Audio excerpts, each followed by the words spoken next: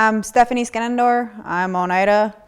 I'm from Oneida, born and raised in Oneida, Green Bay. I went to West Pier High School for most of my life.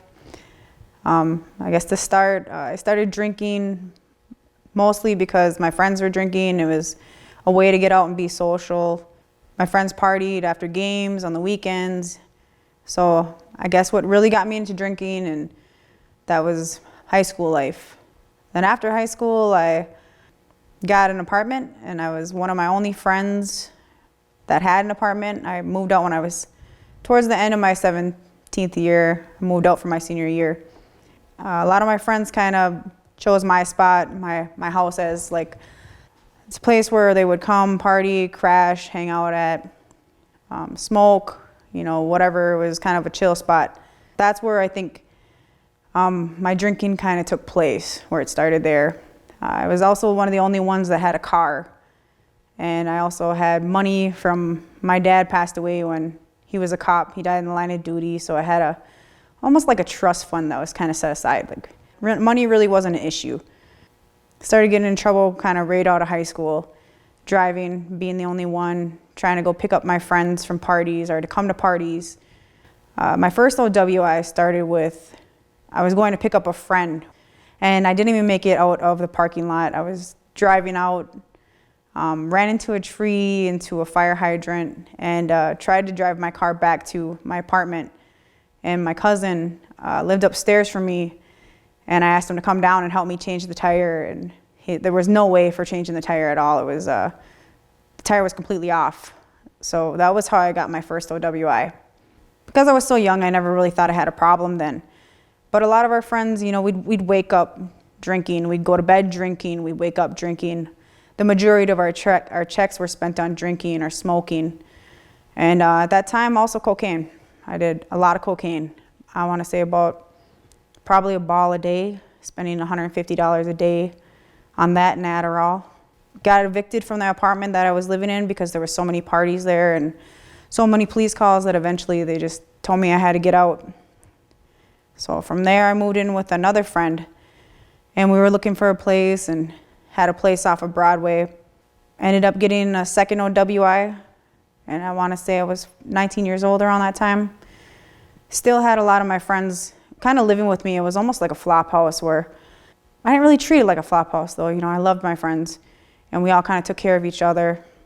It was just kind of what we did. We drank a lot and spent a lot of our summers and really didn't really care about work too much, and we'd wake up drinking and go to bed drinking.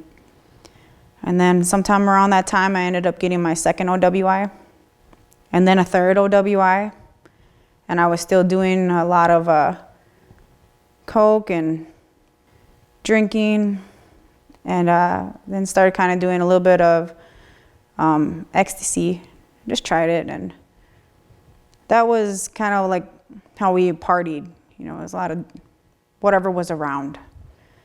The drinking was what kind of definitely got me into a lot of trouble, a lot of fighting, a lot of problems with my family.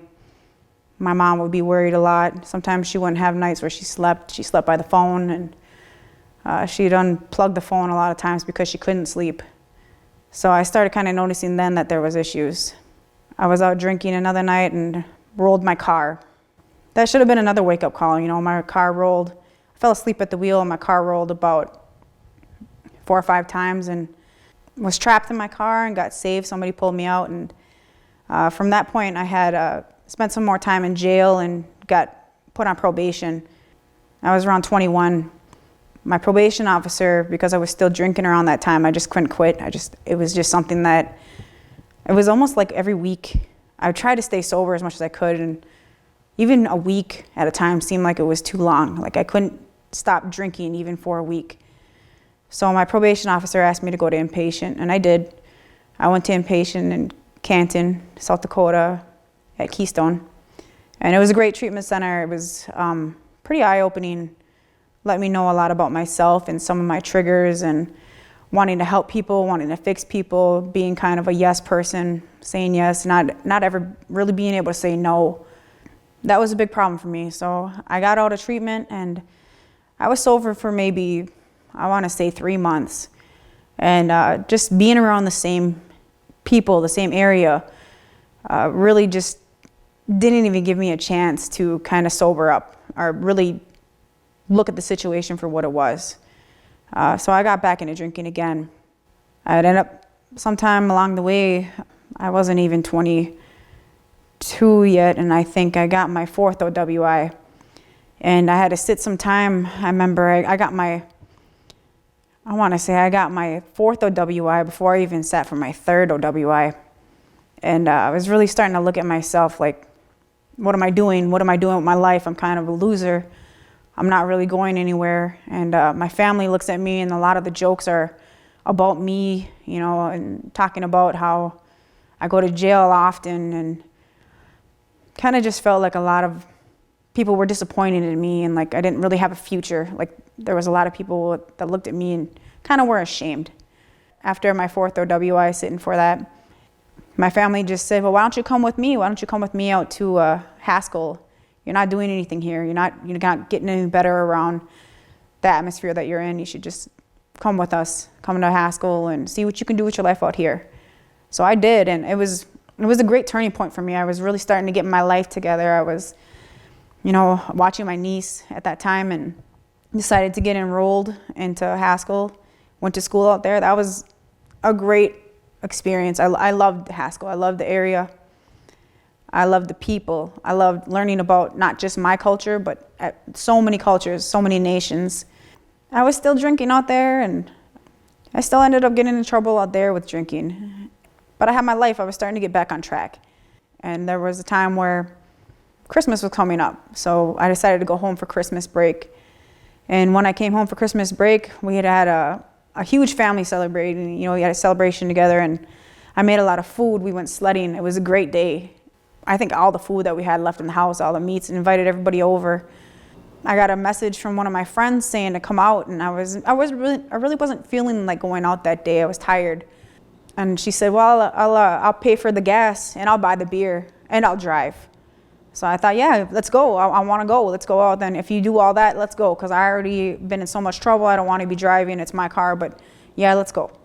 The only thing I remember is being on Highway 54 and lights behind me pulling me over for not slowing down. That was a tough time for me. I already knew that it was my 5th OWI. I was 24 years old. I just felt like the biggest loser. Knowing that I was going to go to prison, that was such a big turning point for me. You know, I felt like I wanted to cut all my hair off. I was so ashamed. I kind of made a pact with myself right there that this was going to be it. I don't know how many times before I said I promised that I was never going to drink again, but I just kind of felt something a little bit different this time. Like, no, this is it. I felt like such a loser. Like I was never going to go nowhere. And like deep inside, I felt like, you know, I have so much more that I'm meant for than just being that person, you know, that spends my whole life, my whole check, never has a license, never has a stable job. And I didn't want to be that person. I wanted somebody from my family to be able to look up to. So while I was in jail, while I was in prison actually, I sat with a lot of good people. And a lot of eye-opening happened. Had a wide awakening one time when one of my grandfather's, his sisters passed away. All I could think was, you know, what would happen if that was my grandpa, or if that was my mom, or if it was somebody who meant something to me. I would never be able to forgive myself. So I tried the programs that they offered, the STEP programs, and I just felt like this felt like such a routine. Everybody should do it this way, and this is the way that you have to do it, and there's these steps, and you have to follow them, and this is the way that it's going to make you better. And for me, it was like the same old song every time. Every time I went to outpatient or inpatient, like it was same old song and dance, and that wasn't going to do it for me. Just that time right there, losing my great aunt and thinking, I don't ever want to feel that with having to get out and having to be in shackles or something to go to a close family member's funeral. I could never deal with that. I made a promise with myself. And I made a promise with my family. And this time I knew that I was going to get out and I was going to be sober. So I did that. I got out. I did everything I had to do.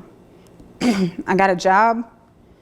I was able to get into a great reintegration program that hooked me up with an apartment, gave me the supplies I needed: furniture, a bed, pass, a bike. I didn't have a license yet, so I needed a way to get around. They gave me a bike, and I worked the program. I had an amazing probation officer who made me set my standards, my goals super high. They were to go to college and get my degree, to get my license, a better job, and I did that.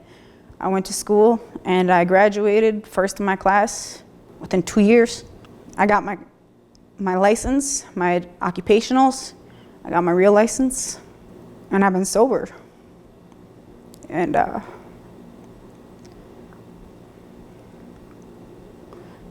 try not to cry here, but pretty proud to say that